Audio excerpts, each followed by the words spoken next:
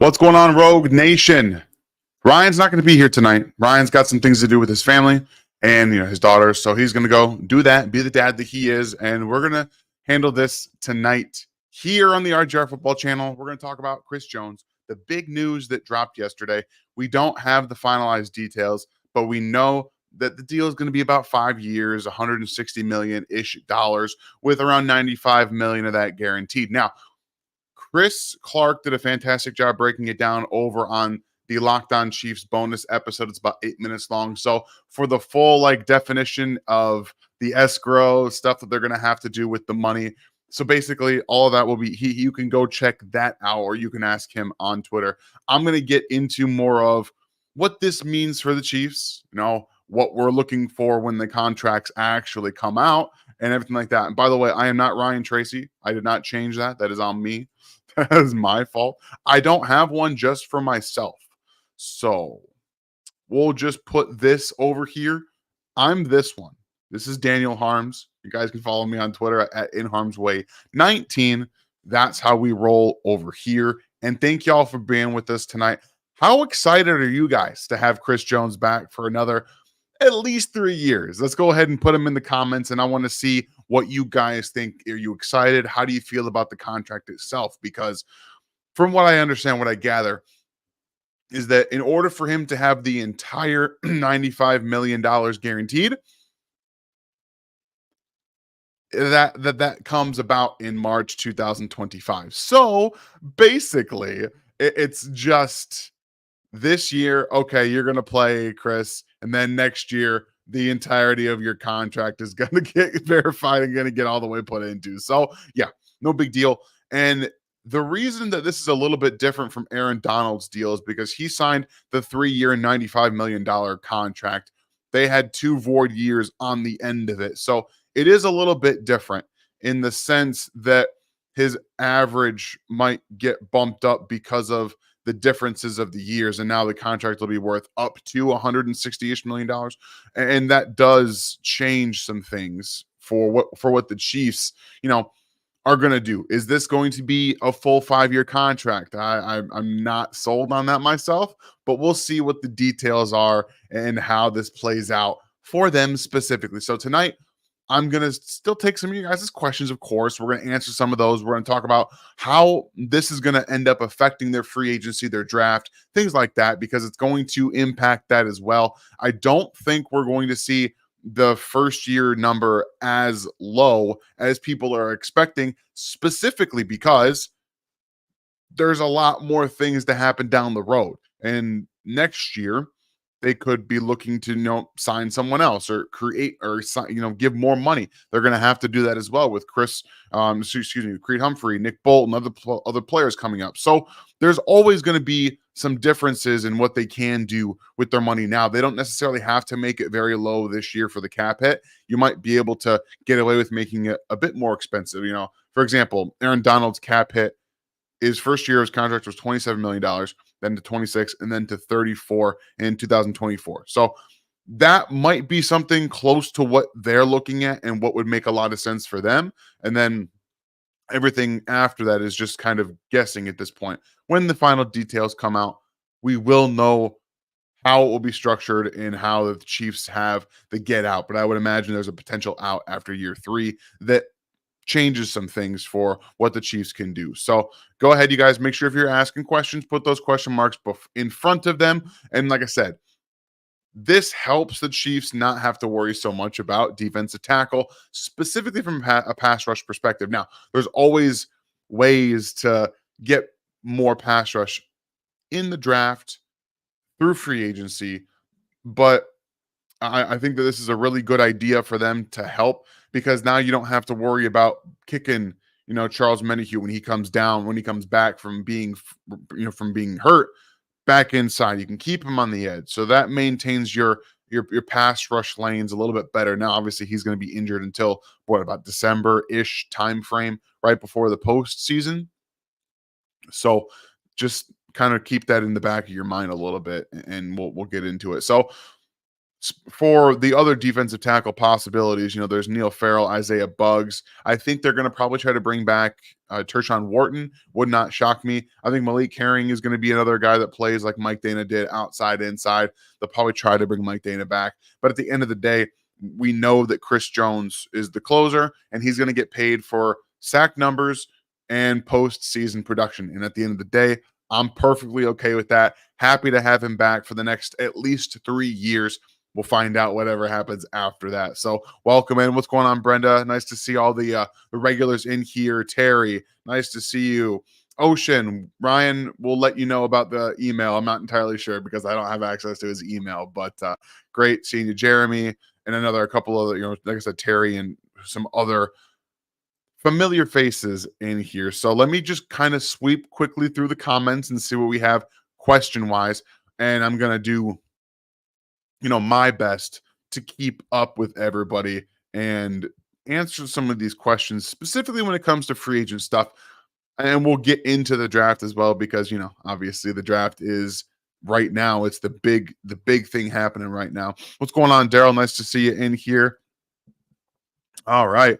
Nevis, thank you very much. Thank you for being in here, guys. All right. So let's go ahead. Let's just quickly talk about what this does. Now, the Chiefs this season could have done a lot of different things and still will have to do some things to clear cap space. I think the biggest reason that we're not seeing the numbers all being reported is because the Chiefs have other moves they still have to do. I don't necessarily think that they need to become cap compliant, but they do need to make some moves, because I think they had about $30-ish million, maybe $20-ish million in cap space. So when you think about it, let's just assume that Chris Jones' cap hit in 2024 is going to be $29 million. Okay. They want to become cap compliant. They don't want to put themselves in the hole. Obviously, they just re-signed Drew Tranquil. So that is also going to be counting against the cap. So all these things have to happen. You're going to see some restructures. You might even see a Justin Reed extension. That's something else as well. So in order for all of this to happen, there's a lot of different things that also the Chiefs have to do with restructuring Mahomes, or extending Travis, or extending Justin Reed, or restructuring some other contracts to get them, or, cutting some players as well. So all of that just to say that's probably the biggest reason that we're not seeing the numbers. And what Albert Breer reported this morning about the vested date is why it's a quote unquote $95 million guaranteed, because he's not going to get cut before 2025, before March 2025. It's not really possible. But if that were to happen, the Chiefs would incur a $46.5 million dead cap hit. Now, again, if you guys listened to Chris Clark in the bonus episode with Ryan from this morning on Locked On Chiefs, you already know that information. So there's a lot of different ways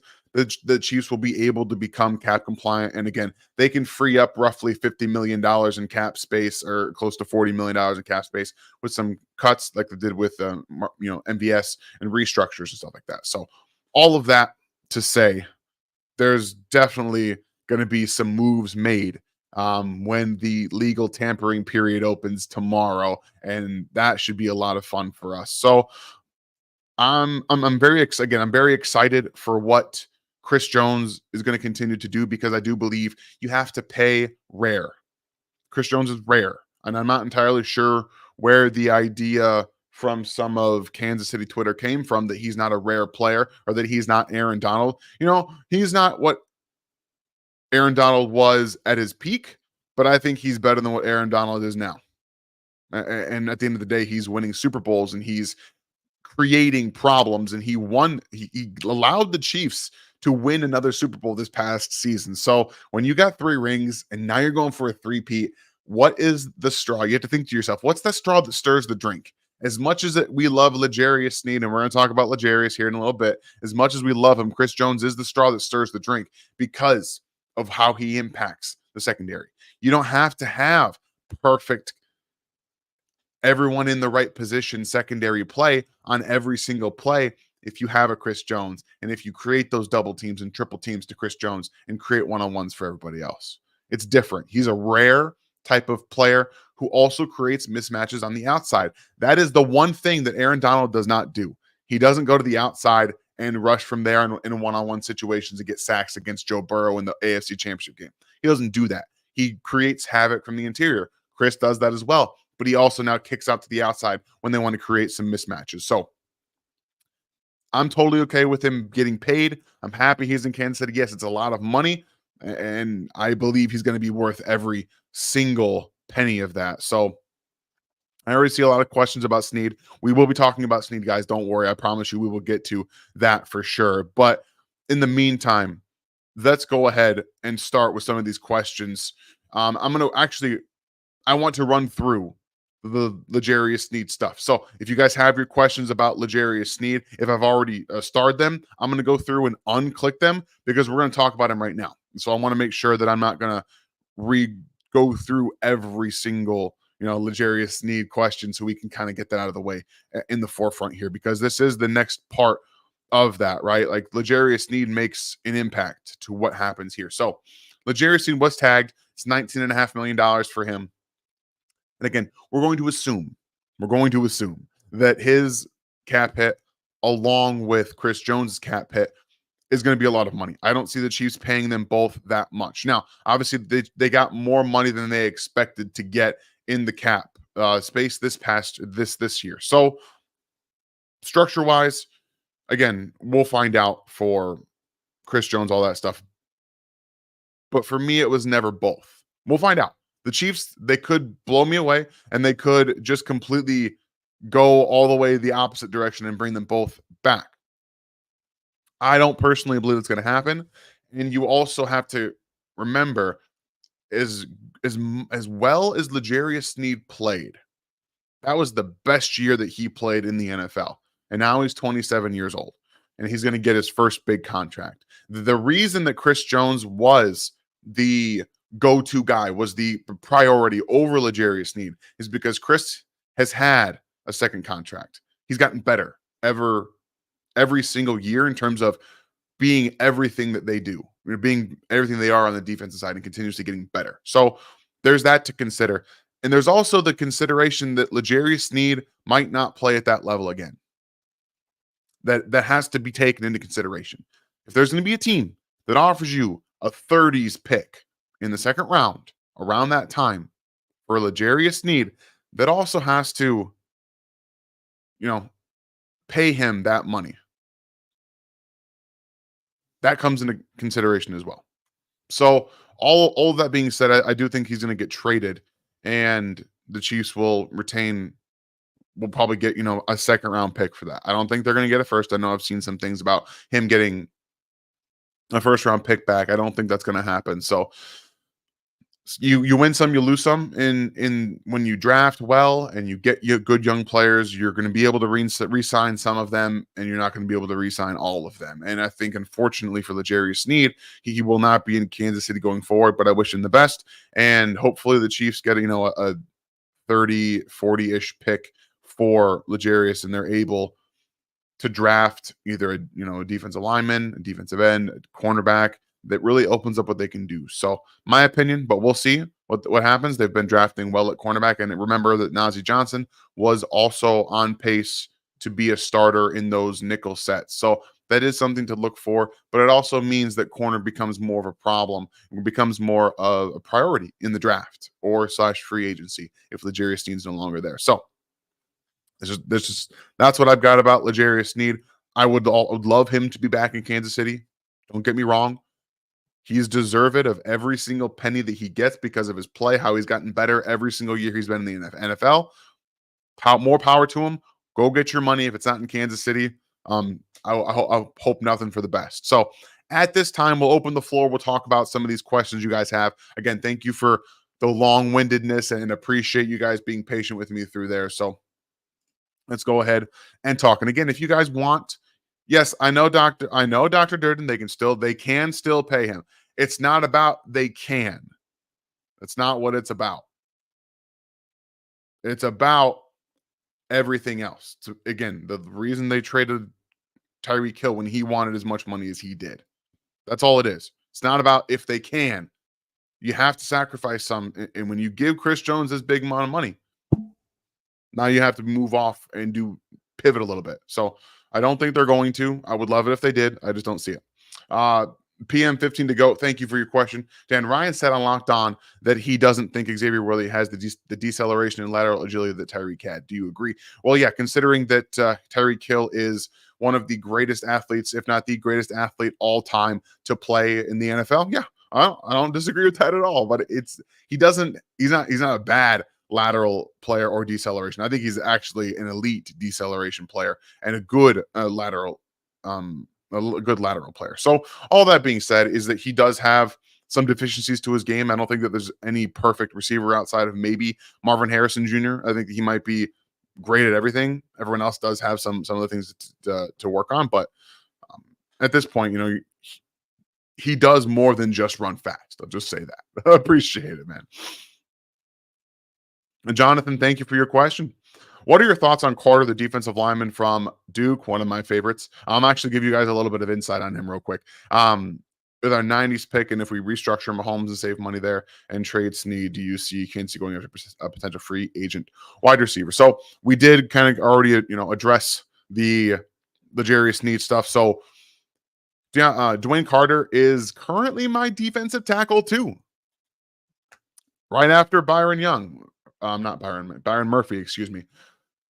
He's a very good player. I love what he does. I don't think he's going to be there in the 90s, though. I think that he's going to be a day 2 pick. I think he's going to be I have him clearly as a top 50 player, and I don't think that he's going to be there in the 90s on round 3 at all. I personally would go on the second round, but he might be there earlier in the third round, maybe in the 60s. They might have to go up and get him in the 70s if that's where that is. But that's my opinion. We'll see what happens with how players fall and stuff like that. So, but yeah, and I do think that we'll see a Mahomes at least partial restructure coming very, very soon. Jeremy, what's going on, man? Thank you for being here. And as you guys can see, Jeremy is one of our members. You guys can always become a member. Let me look for the thing here because it's, you can always become a member. There's a join button, I believe, down here. And this is, again, how you guys can get connected with the Discord. You take your YouTube account and you pair it to your Discord, and you also send all that information to rgrpodcast@gmail.com. We can get you guys hooked up and in to the Discord, where there's a lot of great people being in there. You can get to us directly. I don't respond very much because for whatever reason, my Discord notifications don't work very well. And you have to at me, and then for whatever, it's a whole complicated mess that I'm trying to get sorted out. But I do go in there from time to time. There's great conversations going on. So make sure you guys are going to check that out. Boop. All right. Jeremy, sorry about that. Signing Jones bodes well for a three-peat. That's what it is. It bodes well for a three-peat. And obviously for the Chiefs, it bodes well for them as well, because I do believe that Chris Jones is going to continue to cement himself as an all-time great. But again, that's based on trajectory. We'll see what happens, and we'll see how he continues to stack up postseason sacks, how he continues to stack up regular season sacks. That's what this comes down to. To be an all-time great, you have to get those numbers, and he's not quite in that stratosphere yet. But I think that he will get there because he's done nothing but continue to put up those numbers. So I currently have no issues with him falling off by any stretch, but it bodes well for a three-peat. Absolutely. No question about that. Des, thank you for the 5. If Murphy or Newton are available around 22, should Kansas City trade up for a D tackle? Or should they pay a Javon Kinlaw or DJ Reader in free agency to take off some from CJ? So I'm interested in, I don't think Javon Kinlaw's given you very much personally. I don't think that he's going to be able to help in the run game, and he hasn't been very good. I'm not a big fan of what he's done in the NFL. I'm not really willing to take a risk on the retread personally. DJ Reader's coming off of an injury, and he's also going to get paid. But Newton is an okay run defender. The Chiefs, the problem for the Chiefs is that they also need defensive run help. Murphy, my opinion, is going top 15. Johnny Newton's a very good player. I have him on day 2. I don't have him in the first round. Murphy's the only guy I have in the first round. I don't have him there. But Newton has deficiencies in his run game. Actually, I pull up his notes. I've got right here, somewhere around here. Yeah, Johnny Newton. So yeah, he's got good hands, but I think that his anchor, his pure strength, is lacking. And that's something that if you're going to be drafting Newton in the first round, he's going to have to play three tech. And the Chiefs already have a three tech in Chris Jones. Granted, he's going to take some time, but you're talking about a first round pick that the Chiefs actually need now, and they need them to be working there. So personally, no, I don't think they should trade up for a defensive tackle in the first round. But if Murphy is there, sure, absolutely, because he's a different kind of player and he can do it all. But that I don't believe he's going to be there. That's just my opinion. Thank you very much. Let me kind of scope out here, see if we got some more questions. Bum, bum, bum, bum. All right. Whew. Tom, thank you for your question. Any chance we make a play at a wide receiver in free agency still, or relying on the draft at this point? So I do think that there's still, there's still a very good chance that the Chiefs bring in a wide receiver in free agency. There's no reason for them not to at this point. They still will need, I think, a veteran, and there's a lot of different veterans that you can bring in. And one of the things that I think that we're looking at specifically right now is that the difference between a big body or a big body speed guy.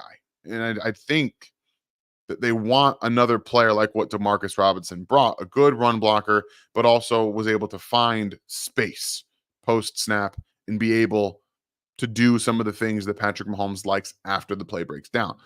We'll find out what they do, but there's not many players right now in this free agent pool that do that. You still have some ability to find some speed guys. Like I'm a big fan of Curtis Samuel. I think Curtis Samuel would be a lot of fun in this offense. But if you're looking for the Demarcus Robinson type, it would be along the lines of a Josh Reynolds. Josh Reynolds is that kind of player. So there's a lot of different styles of wide receiver in free agency. They should not be shopping at the top of the market, though. All right, we're talking players like Calvin Ridley, who is going to command about $18 million a year. I don't think they could be in on that. Now, maybe they completely surprise me. They free up money and they trade L'Jarius Sneed, and then they bring in Calvin Ridley and give him $18 million a year, which I would not do myself. But he is a true X, and he provides a lot of different things to the offense. That being said, there are other players on the free agent market that give you that. And if we're looking at a 1-year contract for an ex receiver who still plays very well, Odell Beckham brings that. He's not going to get the $15 million that he got. There's a projection of 1 year, $7 million for Odell right now, and I'm okay with that. If that ended up being, that'd be very close to what Juju Smith-Schuster got, and that he would bring a lot of what Juju Smith-Schuster brought to Kansas City if you get that 1 year, $7 million contract. So they're definitely not relying solely on drafts for wide receivers at this point, in my opinion. I appreciate you, John. Ocean, what's going on? Let's go. That's my sign that I need some water. Sorry about that. Let's go. Also, hope you got my email response back, Ryan. I'm again assuming he did. Any good spot to look for numbers coming out for pro days? Do we look at Cam Hart, Notre Dame, with a trade possibly looming? So I like Cam Hart. I like what he brings. He's 6'2" and a 200 plus pound run cornerback with good change of direction skills that plays physical. That feels kind of like the Chiefs kind of pick. He's still going to probably be a day two later day two guy. I'll get into cornerbacks at some point and really get into that. But I would like the Chiefs to draft him again if they get another day two pick and it helps them in the third round. Maybe he's an option there. Honestly, Google pro days. That's what I do. I always just Google when this player's pro day is. I Google when that player's pro day is. And then the cheat code for that is going on Twitter and looking up the schools when those pro days are happening. Typically, the Twitter profiles of the school will put them out. If they're not like Michigan football or things like that, you can always Google it and find where those will be. So that's typically what I do if we're looking for pro day numbers. Twitter is a huge resource for that because they always get posted there by the teams usually. PKT, what's going on? Thank you for the 5. I'm excited for Chris Jones. But what about wide receiver? Are we going to trade for someone, sign someone, or draft a big wide receiver? So I do think that they're going to bring in again a wide receiver in the draft, maybe two, but they're also going to bring somebody in, a veteran. I think they need a veteran, a low cost veteran, someone to help the young guys grow. Because again, if we're talking about drafting a receiver, Rashee Rice still needs some seasoning, needs some growth, and then multiple guys in the draft again. So there's still quite a few young players, Sky Moore, Nico Remigio, that need some development. So there's going to be somebody else brought in to help the group because Justin Watson is fine, but they need some development outside of that. Absolutely. That's just my opinion, but appreciate the super chat very much. As always, the support you guys give is fantastic, and we appreciate it so very much. Ian McKee, what's going on? Thank you for your question. Let's say we trade up with 32 plus. What do we get for Sneed into the trade up with 32 plus Sneed, and what do we get for Sneed into the 15 and 20? So what are you looking for? Offense tackle, wide receiver, or other? So there's a question here that I'm trying to find really quickly. Ba-dum-bum-bum. All right, never mind. Sorry, people are just talking about Xavier Legette, and I love Xavier Legette. So, okay. So, if they trade up into 15 and 20s, let's just assume they can get there. They would need to probably add a future first round pick to get there, even with Sneed. Probably at best, it's a second round pick because you're moving from 32 into the 15s. Now, at 20, you probably wouldn't need to add anything to that to get up to 20. But if you're going to 15, you might need to add like a second round pick. Maybe first was too rich. But if you're trading up, it should be for a tackle. The top, I have 3 first round wide receiver grades. That's it. Everyone else for me is in the second round. But that's a really stacked second round. Like we're talking all the way through. Really good players. Now, there's going to be more than 3 wide receivers drafted in the first round. I have 5 first round grades on tackles. So, figuring all that out, the Chiefs, if they're moving up, if they're trading L'Jarius Sneed and 32 to go up, that might just get it done to 20 or 19, and you're going to draft a tackle. That would be my opinion. Thank you, Ian. Good Lord. All this talking, man. I don't know how Ryan does it. Dr. Ozzy, what's going on, man? Thank you for your question. What impact did Jalen Johnson's deal have on Sneed to me? So he's what, 2 years younger? 2 years younger than L'Jarius Sneed, maybe 3. It didn't have a ton of impact on him, on his deal personally. L'Jarius, again, he's 27 years old, and at the end of the day, they do play a little bit of different styles. I think L'Jarius is more well-rounded. He can play in the slot. He can play on the outside. So his contract was always going to be close to the top of the market anyway. And I liked Jalen Johnson's contract. I think it was fine. And I think that would be pretty close to what L'Jarius Sneed gets, if not more. And the difference being is that L'Jarius might have some things held against him not getting on the All-Pro list. Jalen Johnson was, so I don't think they're going to be all that different in terms of numbers at the end of the day. That's just my opinion. And Zach, what's going on? Do you think we will rock with Neil Farrell, Malik Herring, and Isaiah Buggs next to CJ, or do you think we sign another guy? I think both are very good possibilities. Who knows? Again, Malik Herring has been playing the large majority of defensive ends, so I don't think he's going to be playing defensive tackle this much next year. So you can probably rule him out. Neil Farrell, maybe. Isaiah Buggs, I think, has the best shot to get there. So at the end of the, I mean, again, we're just trying to kind of sort out defense tackle spot. I do think they're going to try and bring back a Tershawn Ward. He's not going to cost very much, and I think he'd like to be back in Kansas City to win some more Super Bowls. So that's probably where that happens there. But they do need to draft a defensive tackle, in my opinion, on day 2.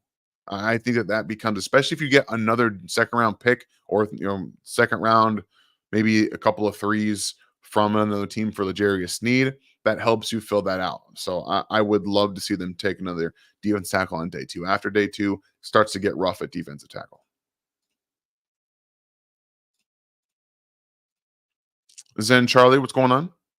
All right, thank you for your question. Are you interested in Darnell Mooney if they can afford it? So the projection contract for Darnell Mooney is 1 year, $9 million. That's too much. It's too rich for me. I do not want to see Darnell Mooney, who again he had a good season with Matt Nagy, but he's very close.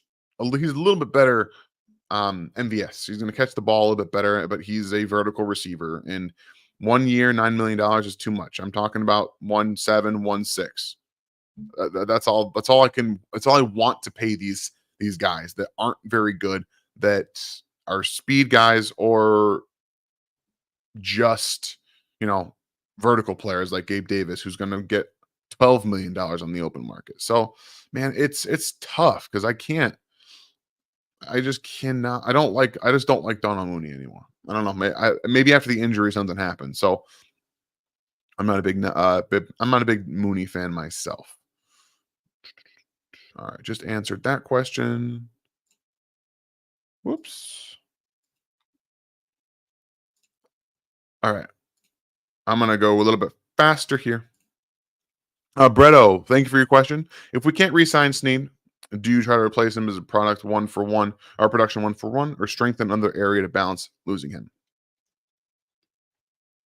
Who do you target in free agency in the draft? So I'm still looking to draft young players. That's bottom line. I think that you have to still draft young players, develop them, and hope you keep hitting it because corner is volatile. Year to year, it changes.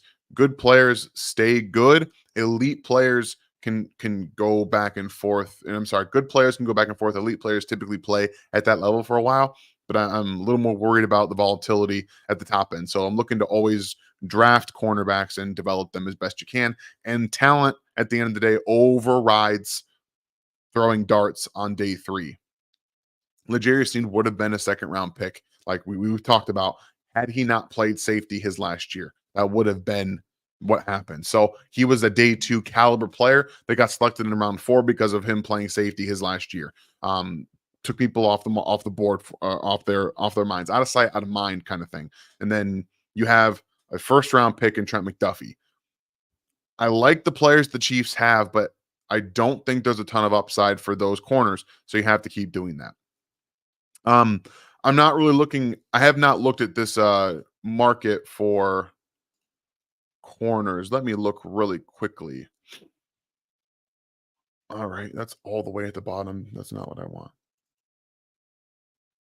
All right, so I mean, it's funny. Kendall Fuller, you can welcome back Kendall Fuller. He played in this defense before. He could do it again. But he's still going to get a pretty hefty contract. He's only 29 years old. So that's probably unlikely. If you're looking to bargain shop a little bit, Steven Nelson could come right back. He's actually been very good for Houston and the Steelers and the Eagles, I think, before that. He's played pretty well everywhere outside of his first stint in Kansas City. So they could bring Steven Nelson back, who has played well again as an outside number 2. So that's an option. But you're looking in the draft for players, and I think Cam Hart, who was mentioned earlier, would be a nice player at the end of day 2 to try to help round them out with size and speed and athletic ability. Pono, what's going on? Welcome in. Hi, Dan. What's the word in bringing Pinnell back? I don't have any sources, guys, so that's not my area of expertise. But if it were up to me, I would keep that man on speed dial. And when it gets to about week 16, I'd be like, hey, Mike, hope you've been keeping in shape. We are going to go ahead and put you on the practice squad so you can come right back and help us win another chip. How's that sound? That's exactly what I would do. And I would do it until he has no more tread on the tires. Oh, that's exactly what I would do. Adam, what's going on? Thank you for your question. Do teams get compensatory picks for retiring players? Because otherwise, the Eagles are in big trouble. I don't think so. But again, that's not something I can answer. If somebody else can answer that, please do. But I'm not able to answer that question. I apologize, Adam. I hope you have another one in here that I can answer. Thank you, Mike Wallace, for the $1 super chat. Appreciate that very much. Adam, you bring another one in here. Thank you very much, man. Thank you for the 279 Canadian. Didn't know you were a Gooner also. Hells yeah, absolutely. I'm a what was it, 2.5 years now? I've been a Gooner fan. I made up my mind. I was like, you know what? I need to watch some more professional football, professional soccer. And I was like, I need to find a team. And then I have ended up on Arsenal. So yes, that's right. Let's go, baby. Having a fantastic season once again. It's so fun. Honestly, they're a lot of fun to watch. Thank you for that. Appreciate you. William, thank you for the 4.99. Hey Dan, Beach historically likes to address needs before the draft. What tackle or receiver do you think they might sign before the draft? So that's a very good point, and it's a good question. So let's talk about some guys. You guys know I've talked about him before. If left tackle is a big thing for them, then I think Jonah Williams, who is out in Cincinnati, would be an option for them because he's played good football. He actually has played good football. So that's something I'm interested in at a cheaper deal. Jonah Williams, $15 million per year. It's not great. But maybe after the first wave of contracts get thrown out, he would be an option. I know people talk about Tyron Smith. It feels like Tyron Smith's going to go somewhere where they are in need of a young they have a young quarterback. That doesn't feel like he's going to be somewhere in Kansas City. Plus, you are not getting a full year out of him. You're just not. But the Chiefs didn't get a full year out of Donovan Smith either. But his year, he was 1 year, $3 million. That's the difference here. We're talking about 1 year, $3 million versus 1 year, $10 million. It's a very different. Trent Brown, he's 30 years old. There's a projection here for 2 years, 7.5 million average. Okay, he's, all right. He's been getting worse lately, but there's not a ton free agent wise that I'm looking at. Okay. George Fant played well last year. He would be an option at left tackle. Again, if you draft a left tackle, you look to develop them. He is an option. He played actually extremely well for Houston last year. I think he's someone to keep an eye on. For that reason alone. So that's about what I've got for you, unless they're going to be, drafting a tackle first round and he's going to be getting in there and playing. Appreciate you, Willie. Des, thank you for the $2. With a Sneed trade, does KC target cornerback in round 2? I think so. I think day 2 specifically, or not specifically. Round 2 is more specific than day 2, by the way. Day 2, as an overarching idea, they would have 3 picks on day 2, and one of them, in my opinion, should and will be a cornerback. Nighthawk, thank you for the 5. Cedric Van Pran, offensive tackle for the Kansas City Chiefs out of Georgia. I have not watched him yet. So this is one of those moments where let me go to Ryan's stuff here and see if I can find him. Because he doesn't even have him listed here. Let me pull up his name. Cedric Van Pran. NFL draft.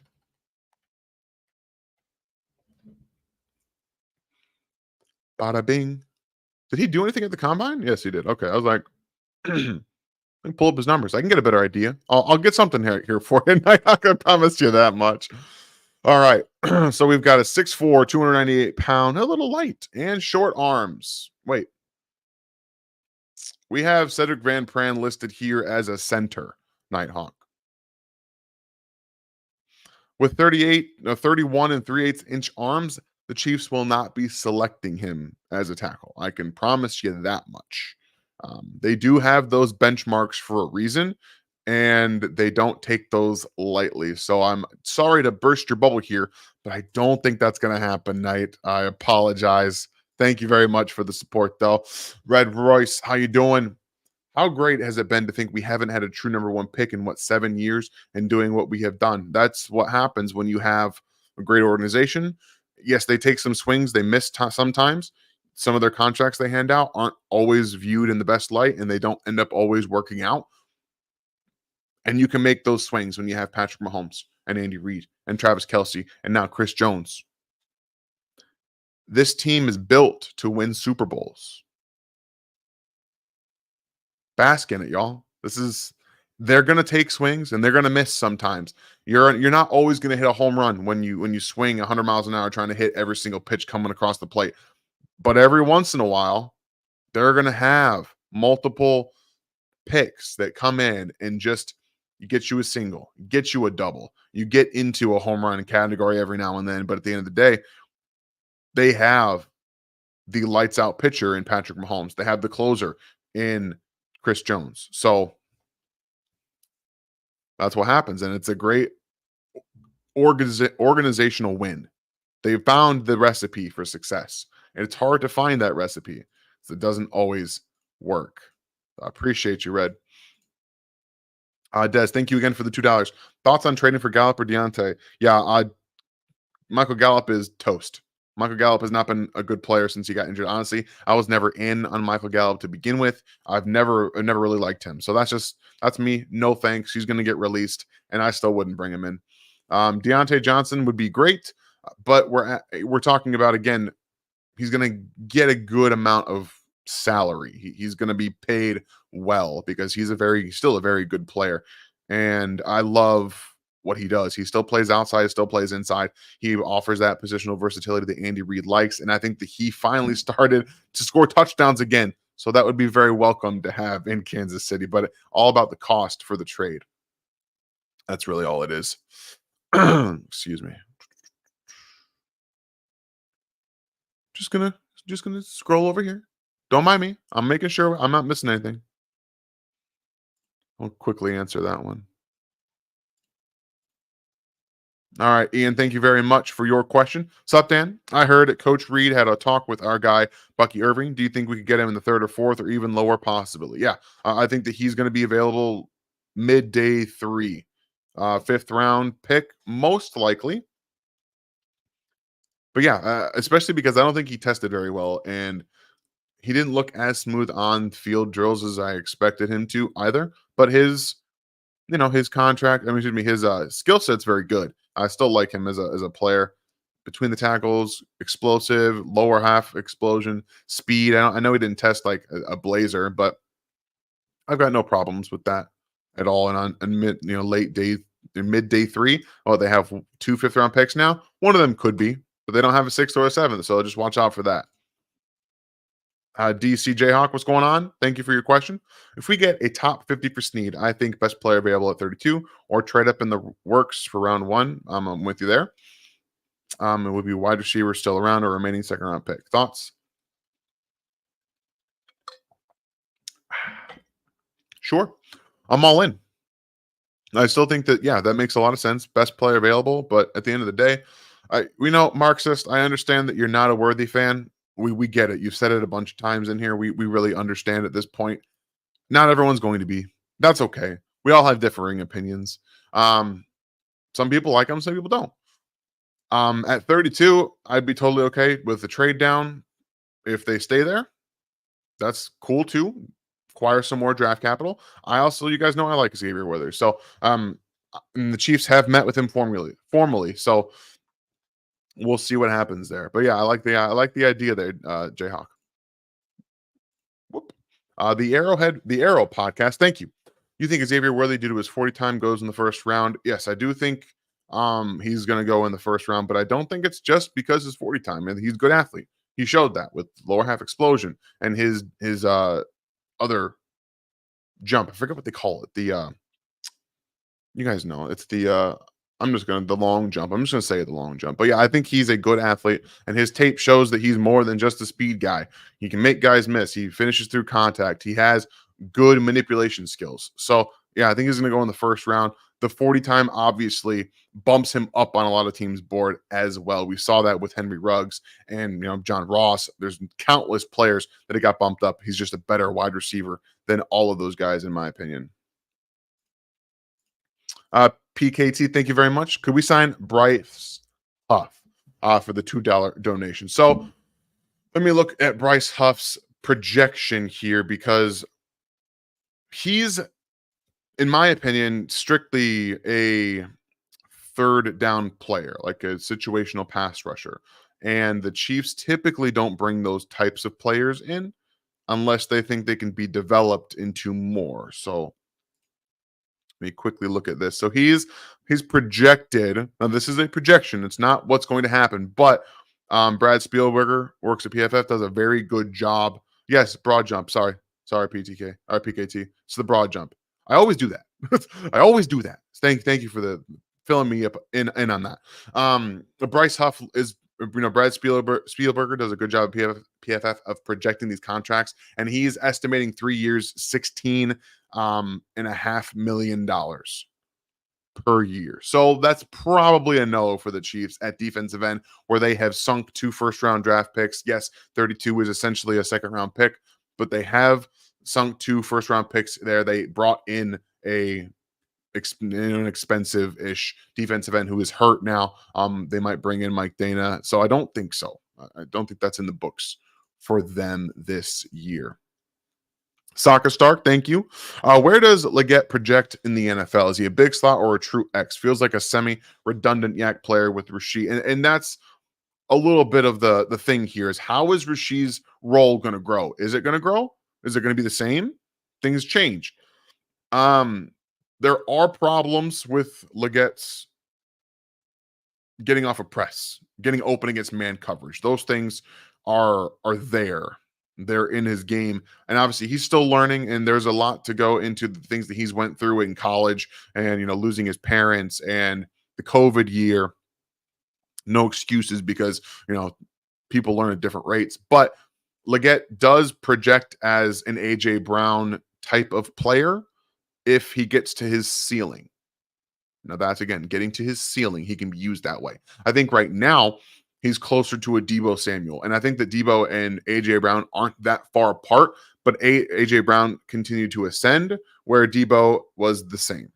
And he's been the same, and he's been used differently. So those dig routes over the middle of the field, I think that AJ Brown is fantastic at that. Deebo is very good at that. Xavier Leggett's the same. So he's that type of big body, physical wide receiver that catches well through the catch point. He also has 4.3 speed. He has legit downfield verticality. So he has to learn how to use some subtle nuances in his game to be able to get open in the stem through his route tree and things like that. It's a growing route tree. So he would be more of a, if Rashee Rice comes in next year and he's kind of designated as the X, which I don't think is going to happen. But if he were the X receiver, you can use Xavier Leggett in that yards after catch forum and be an explosive yards after the catch offense. Hope that answered your question. Doug, what's going on? I do apologize. I'm not going to be able to really answer this question. I don't know much about Josh Asifa, so I have not watched his tape, Doug. But I do promise you, before, what is it, March 10th, before April, I will watch him. Make sure you ask this multiple times to me so that I can be reminded if I forget. I don't want to forget. So before April, I will watch his tape that I have, and I will definitely be able to answer that question. Jesus, thank you for your question, man. Allegretti a starter next year if he's signed? No. Oh wait, not in Kansas City. Yeah, I think that there are other teams that he would start for, absolutely. But in Kansas City, no, he doesn't have a place to start, and it just doesn't make sense for them. But he should be back in Kansas City because he's very, very valuable, and I love him, and he needs to stay in Kansas City very, very much. I hope he does. I very much hope so. Amron, thank you very much for the $4.99. Hey Dan, love the content. Keep it up. Thank you. I'm trying. We're all still learning lots of stuff every single week, every single day, and I'm very appreciative of not just the platform, the support that you guys continuously show here. It's a fantastic group. Rogue Nation really is the best, and I love you guys very, very much. So thank you very much for that comment. Mike Burton, I hope that this is the real Mike Burton. Because if it is, I'm not going to answer your question because you're not a Chief anymore, my guy. So, I mean, I'm not going to tell you what the Chiefs' moves are. But again, I'll go back to the beginning. I don't have any sources. I have none. I have no one that talks to me. I know nothing. I know nothing but my informed opinion. The next move is going to be a restructure of some sort. They're going to create some cap space. That's what I can give you, Mike. Donnie, thank you for the 2. Can we add DJ Reader next to Jones or no?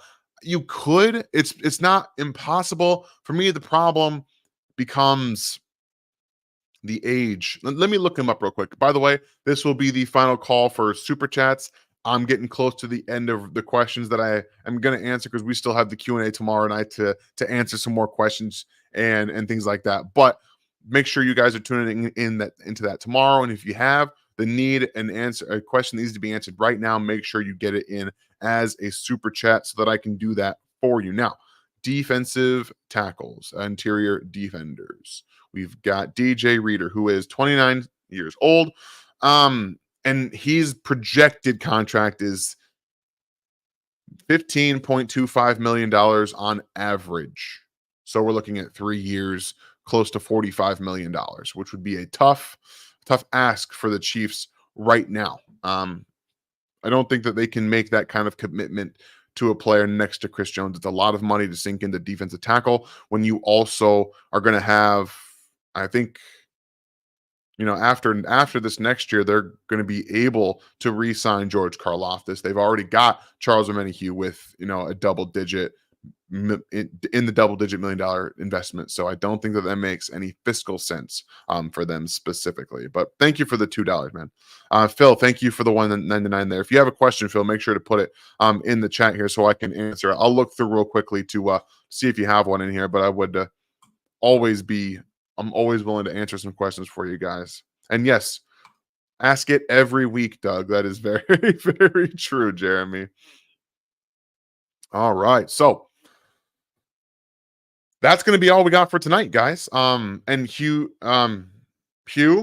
Jazz, I'm going to say it slow so I don't say it really like that, like you have it pronounced. I also like Kendrick Bourne, and I would like him to not be in New England anymore and be in Kansas City. So yeah, that'd be nice. That's all we got for you guys tonight. Again, Chris Jones in Kansas City for the next 3 years, almost guaranteed at this point. 5, we'll see. L'Jarius Sneed on the tag. We're going to see what happens there. And I'm not saying that he's not going to get re-signed. I personally don't see the Chiefs doing it. They always could. They have the ability to create the cap space to bring him back if that's what they want to do. Okay? That's all it is. It comes down to what they want to do. And again, I don't think they're going to do it myself. But Chris Jones is in Kansas City for the next 3 years, guaranteed. He's not going anywhere for that time. He's not getting cut. We know that. And then we got 2 more years.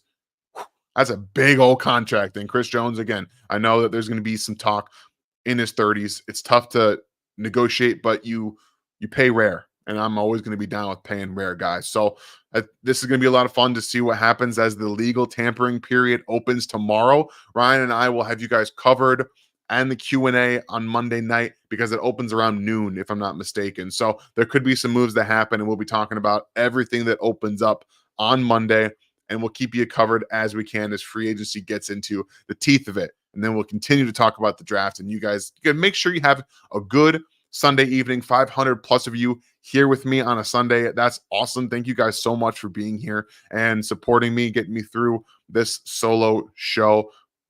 I can't thank you guys enough. So have a great night. We'll talk to you guys tomorrow. Yeah, I ruined my entire segue there. Completely ruined it. You guys have a good night. I'll see you next time.